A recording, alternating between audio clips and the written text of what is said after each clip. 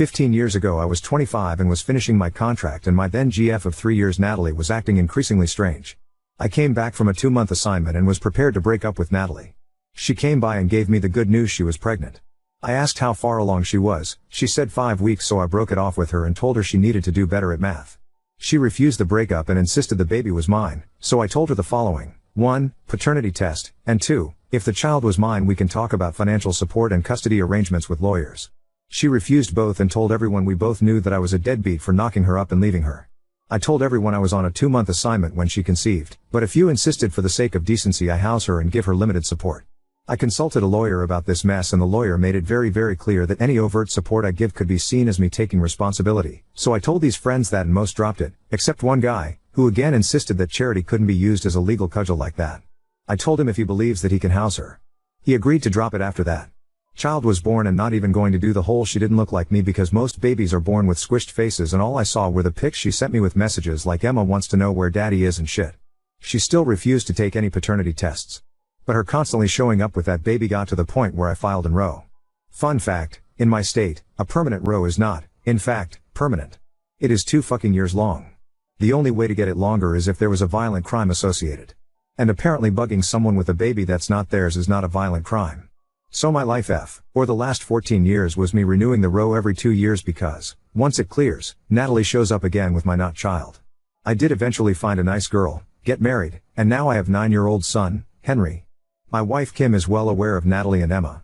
When the cycle begins again, I always say the same thing: 1. Paternity test. 2. Once paternity is proven, I will take custody and get financial support set up. Natalie always refuses and says both are insulting. Recently the cycle started again, and this time Emma showed up first. She approached my son during a school event, visit to the zoo, and said, "Hi, I'm your big sister Emma." Henry knows about stranger danger and ran away to a teacher. I had to have a very painful talk to the teachers and parents that were at the event about my relationship with Emma and Natalie, and how Emma was never my daughter. I even called her my daughter once or twice in the conversation. After the group disbanded, one of the mothers confronted me and said that while Natalie was in the wrong telling this poor child I was her father, calling her my daughter was mocking the situation. I kind of get where she's coming from, just I can't help this child, and the honest truth is playing light of the 2-year cycles is the closest I can get to finding peace in the situation. Edit. To answer the repeated question, in my state the mother has to start the petition for the father to be established and the test to start. There is no instance where a father can start the petition. There was a chance to do this when Emma was born, but the window was exactly 1 month, and I was much too focused on the Roe, not thinking the paternity angle would bite me in the butt. One last time, to everyone saying just ask for custody. That'll force DNA test. Literally can't be done. Been through this enough with a lawyer, and have consulted with other lawyers. There are laws protecting children, and a lot of them exist for good reason. And I'll explain it the way my lawyer explained it. Imagine there's a woman that ran from an abusive ex. She finds out after she escaped she's pregnant.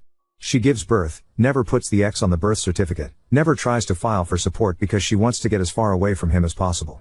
He finds out years later, and tries to rope her back in using the child as leverage. She can just say no and the state has to let it go. There is however a provision if the father was involved enough to know when the birth was, that he could submit his DNA to the state within 31 days of birth as a potential father, but that time has long passed. The law is designed this way on purpose. In the eyes of the family court, I am a random person, and I was never claimed to Emma. If you think the state wants all children to be claimed by fathers and will gladly submit any DNA test whenever any potential father shows up, find a random single mom, call the family court and say you want to claim her child. I am tired of everyone acting like all I needed to do was fill out one sheet of paper and this nightmare would end. Please, just call a lawyer for a free consultation, or post on legal advice and ask them. It doesn't work that way.